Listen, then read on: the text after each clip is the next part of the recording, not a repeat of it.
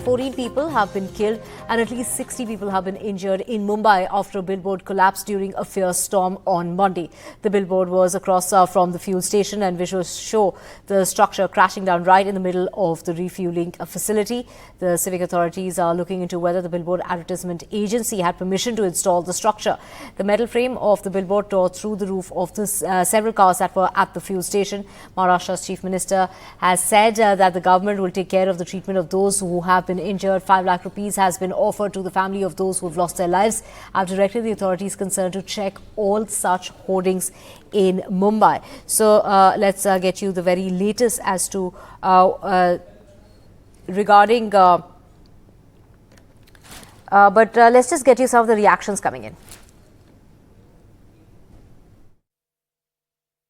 अभी maximum casualty सब निकल चुका है। एक लाल कलर की कार है जिसमें मालूम नहीं हो रहा है, चपक गई है, बट अभी तक उसमें कैजुअलिटी है या नहीं है मालूम नहीं है।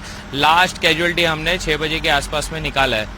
रेस्क्यू अराउंड 80 के आसपास में लोगों को किया है, 60 to 80 के बीच में, और जिसमें से 57 लोगों को सुबह ही कर लिया था शाम में 6 बजे के आसपास में, और 12 डेथ डिक्लेयर हुआ है जी।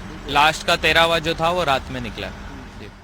पहले तो रेस्क्यू करना ज़रूरी है और रेस्क्यू टीम यहाँ काम कर रही है और रेस्क्यू टीम और भी कई गाड़ियाँ यहाँ पर फंसी हुई है, उनको निकालना ये हमारी प्रायोरिटी है। और जो भी क्रेन है, हाइड्रा है, सब यहाँ पर लगाया। और अभी जो जितने भी होर्डिंग है मुंबई में उसका स्पेशल ऑडिट हो, स्ट्रक्चरल ऑडिट हो। जो विदाउट लाइसेंस, विदाउट परमिशन है उनको काट दिया जाए, उनके ऊपर कार्रवाई की जाए। We have Sujata joining us to get us more on this. Sujata, are people feared to be trapped still, or have the rescue operations been completed? Well, yes, and talking about that, at present we are here where this incident happened, and more than 2 NDRF teams have been deployed here to ensure that all of the trapped people are out of this horrific site where we are present. If I try to show you the visuals, very disturbing, and also all of the taxis as well as the cars who were here for the refueling of the vehicle, and as soon as the 120 by 120 feet hoarding fell, it turned out to be a misery for more than 120 people. And at present, while we try talking to the NDRF officials, they state that efforts are being made to ensure that all of the people who are trapped inside. However, it is still being said that more than 30 people are expected to be trapped, and also the NDRF teams along with the BMC officials are here to ensure and to understand with several methods like the big cranes that are here to lift the hoarding up, and also there are these metal detectors as well as several such machineries that are being used by the NDRF team to find out how many more people are rescued, and also how to lift this giant hoarding that was put up. This was put up by Ego Media. Now this particular agency, not only one, but they have got more than 4 hoardings placed in the same locality in the same order. And if I show you the visuals here, this is the one hoarding of 120 by 120 feet illegally has already been a part of this entire thing, this entire incident that happened. This is the another one that you see, and right behind that is the third hoarding, which even these 3 are said to be illegal, and they will be demolished by today itself, is what the BMC has ensured action of. And also an FIR has been registered under several sections by at the Pantnagar police station to find out, and also to understand that why was a NOC by the BMC not received by the officials, which eventually led to such big incident noted up. And at present we have got some of the residents of the same locality here with us. आप इसी इलाके में रहते हैं। कल कितने बजे के आसपास ये घटना हुई है? ये 4-4:30 बजे के 4 बजे को हो गया था ये शाम में। शाम को। और ये जो होर्डिंग यहाँ पर गिरी है, आपने जब इसको देखा गिरते हुए एकाएक, जो है लगभग आपने जब देखा तो क्या दृश्य था यहाँ का? एकाएक जब ये गिर गया उसके बाद क्या एक्शन लिया गया? इधर एक्शन उसका बाद कुछ ये नहीं हो गया था। उस थोड़ा टाइम के बाद एक घंटे के बाद पब्लिक के सब पुलिस सब लोग आ गया, सब एक है। ये क्या गिरने का वजह क्या है? इसका फाउंडेशन मजबूत नहीं था। फाउंडेशन कम से कम 10-15 फुट होना चाहिए। ये 2-3 फुट है।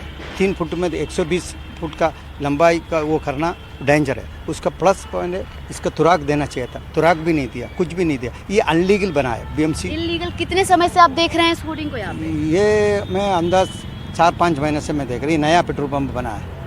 ये पेट्रोल पंप नया है और 4-5 महीने से होर्डिंग था।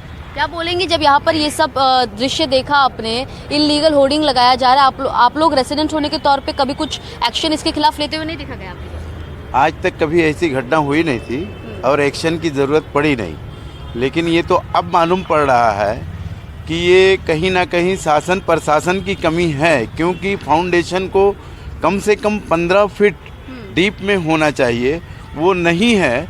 और इतना बड़ा 120 फीट हाइट 3 फीट के फाउंडेशन में डीप में बनाया गया।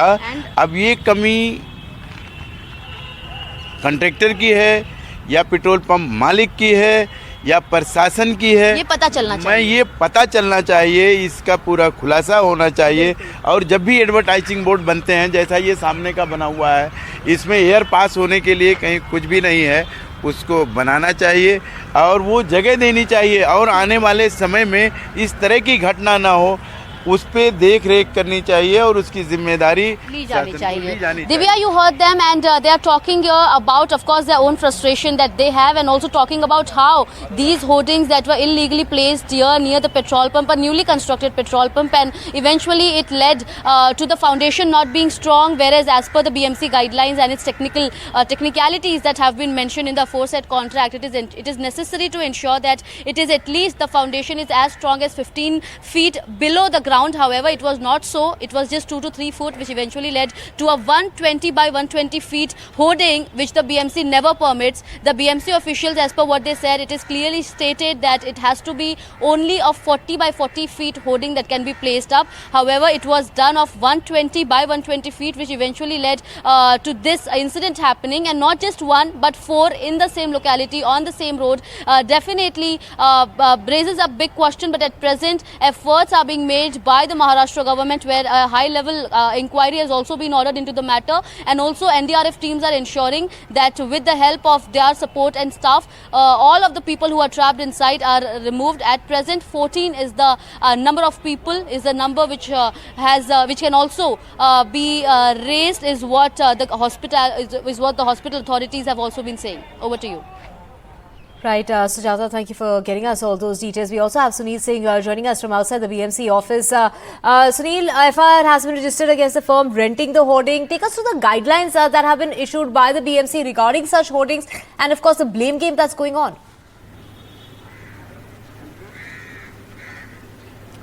बिल्कुल, देखिए, जब इस तरह के हादसे होते हैं तो जो सरकारी अलग अलग विभाग हैं, सभी एक दूसरे पर दोषारोपण मरते रहते हैं और यही ब्लेम गेम इसमें भी शुरू हो चुका है। बीएमसी ने अब जाकर ये कहा है कि इसकी जो होर्डिंग लगी थी उनकी परमिशन, बीएमसी की परमिशन नहीं थी, जबकि वो जगह जो थी वो कलेक्टर की थी। कलेक्टर ने महाराष्ट्र पुलिस हाउसिंग वेलफेयर के लिए दी थी और वहाँ पर जीआरपी का कब्जा था और जीआरपी की पुलिस की तरफ से उस होर्डिंग लगाने के लिए जो ईगो मीडिया है उसे परमिशन दी गई थी। और बीएमसी ने बाकायदा नोटिस भी दिया था 2 मई को और कहा भी था कि ये जो होर्डिंग है ये अवैध है, इन्हें हटा दिया जाना चाहिए। लेकिन सवाल यह है कि बीएमसी अगर झोपड़पट्टी में, जो स्लम में, अगर कोई भी आम गरीब आदमी एक ईंटा भी अपने घर पे रखता है तो उसके घर पे तुरंत पहुंच जाती है और वो तोड़ देती है या फिर उसे नोटिस जारी करती है।